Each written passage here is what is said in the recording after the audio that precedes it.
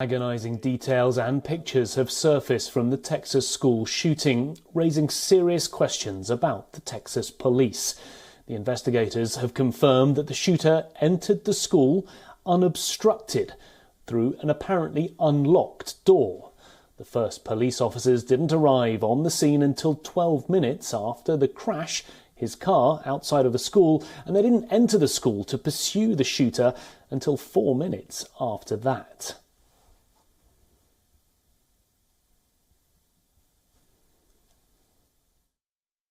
According to the information I have, he went in at 11:40. He walks, and I'm going to approximate 20 feet, 30 feet. He makes a right. He walks into the hallway. He makes a right, walks another 20 feet. Turns left into a schoolroom, into a classroom that has doors open in the middle. Officers are there. The initial officers, they receive gunfire. They don't make entry initially because of the gunfire they're receiving. But we have officers calling for additional resources.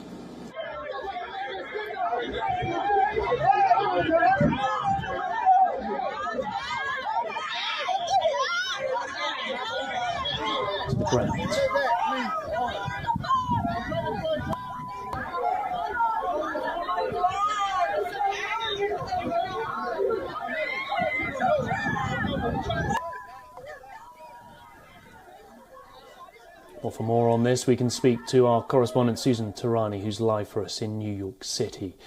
Well, those heart-wrenching scenes there of parents urging police to go in, and now much of the focus is on that police response. What do we know so far?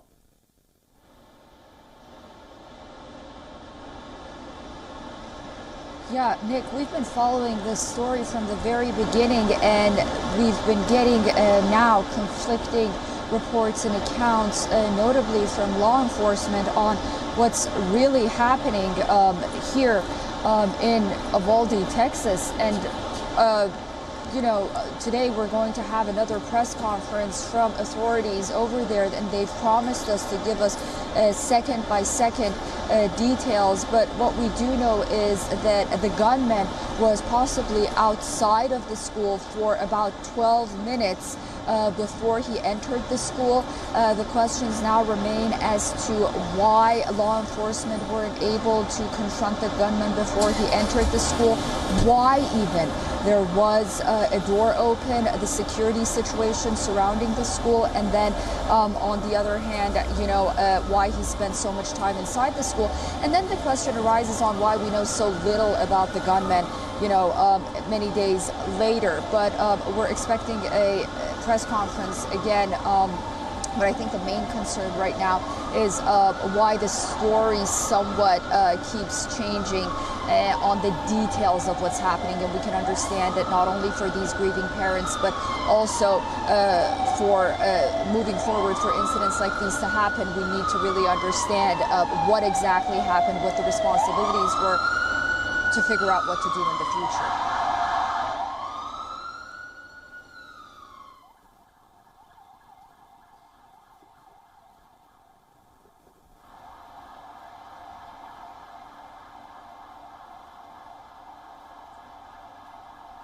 Coming back now to former President Donald Trump. The state appeals court has ruled that he, along with his eldest kids, have to testify in a New York court over a tax fraud case against his organisation. The court ruled that the former president and his children must answer questions under oath in the New York Attorney General's civil investigation into his business practices. Upholding Manhattan Judge Arthur Engoron's February 17th ruling, the court rejected Trump's argument seeking exemption from testifying, citing that his answers could be used in a parallel criminal probe. The Trump Organization is facing a probe over suspected tax-related offences. Trump's second son has already testified in the investigation. That was back in October 2020. But the other three Trumps have been fighting subpoenas for testimony.